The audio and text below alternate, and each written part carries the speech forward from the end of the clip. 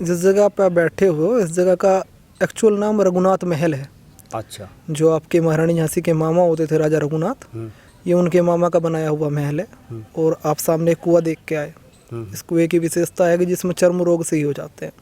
नमस्कार साथियों, इस समय हम जो है पांडवों का जो किला था उसके ऊपर हम खड़े हैं।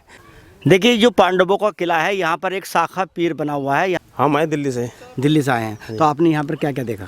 अभी तो सेकंड टाइम आए शाखा पीर के दर्शन करने के लिए। अच्छा। यहाँ कलवापुन जी का स्थान है। अच्छा। सबल सिंह का भी स्थान है यहाँ पे। इनकी बैठ है यहाँ पे, जो घर के देवी देवता होते हैं उनके यहाँ इनकी बैठ है। अच्छा, ये उतरने का रास्ता यही है? यही है। तो ऐसा बड़ा खतरनाक सा लग रहा है जी।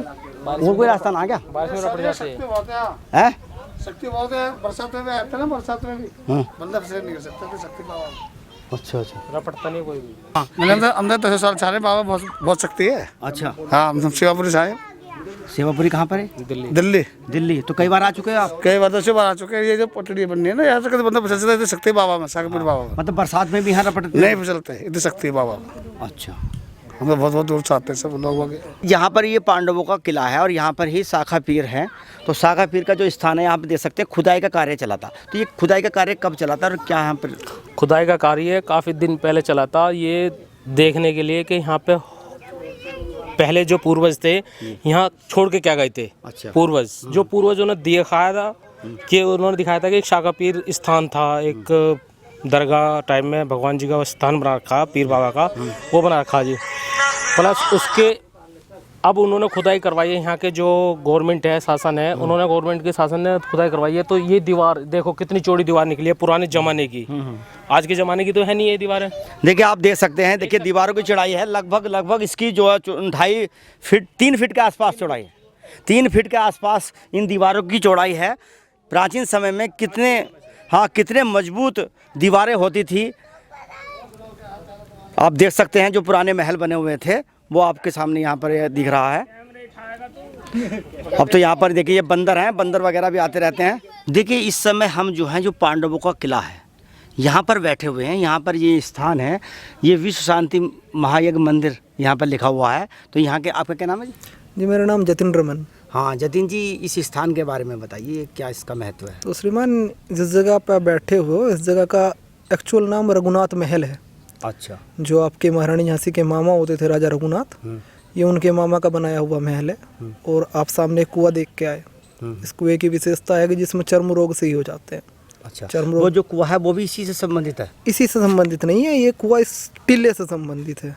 अच्छा। इस पूरे टीले वो पे महाभारत काल का है? महाभारत काल का है या नहीं, ऐसा तो इस चीज़ के बारे में अपवाद है, लेकिन इसके अंदर जड़ी बूटियों के ऐसे कुछ स्रोत हैं जिनसे छन के पानी औषधि का रूप ले चुका। तो महारानी झांसी के जो मामा थे राजा रघुनाथ, उन्हें कोढ़ था। वो जब यहाँ पे आए तो उन्होंने देखा कि जंगल के बीच में कुआं तो है लेकिन जंगल के बीच में है। तो उन्होंने अपना रहने के लिए एक अस्थायी आवास बनाया है यहाँ पे।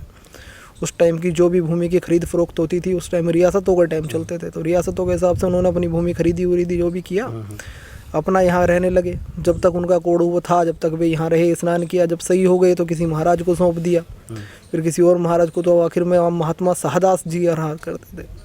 तो महात्मा शाहदास के समय में यहाँ पे महात्मा सुमेर सिंह काली कमली वाले पनियाला रियासत के राजकुमार थे।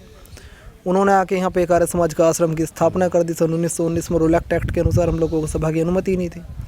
तो वे 50 व्यक्ति होते थे। शालीमार महात्मा सुमेर सिंह काली कमली वाले करके कोई 50 व्यक्ति थे।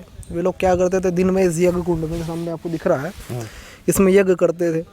और रात को अपनी स्थान पर रह के अपनी योजनाएं बनाते थे कि वे देश को आज़ाद कैसे कराना है। 3 महीने तक कंटिन्यू यज्ञ चलता था। दिन में यज्ञ होता था, रात को योजनाएं बनती थी। दिन में यज्ञ, फिर रात को योजनाएं। उसके बाद में वे लोग जो अपनी योजनाएं बनाई होती थी, 3 महीने बाद उसके क्रियान्वयन के लिए पूरे देश भर में बढ़ जाते थे। आसपास के खादर बांगर के गाँव उन्होंने सब घेर लिए। लोगों को जा के जोड़ना स्टार्ट किया कि भाई आओ हमारे जैसे जुड़ो। धार्मिक कार्य में कोई भी हस्तक्षेप नहीं करता, चाहे मुगल हो चाहे अंग्रेज हो, कम ही हस्तक्षेप हुआ। तो वो लोग जब कभी अंग्रेज आए भी, छापे लगे भी, तो उन्हें दिखाई दिया कि भाई यज्ञ चल रहा है, तो वे वापस लौट गए।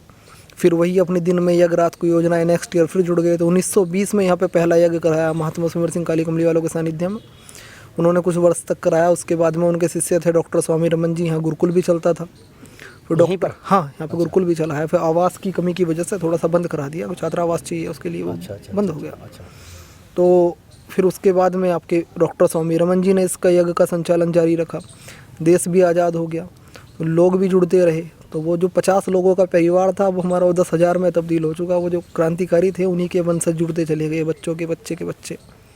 उसी तरीके से हमारा यज्ञ 1920 में प्रथम यज्ञ हुआ था, उसी यज्ञ को हम अभी जारी रखे हुए हैं। हमारा तो अब जो विशेष यहाँ पे क्या क्या कार्य होता है, मतलब हमारे यहाँ सिर्फ यज्ञ की पद्धति है।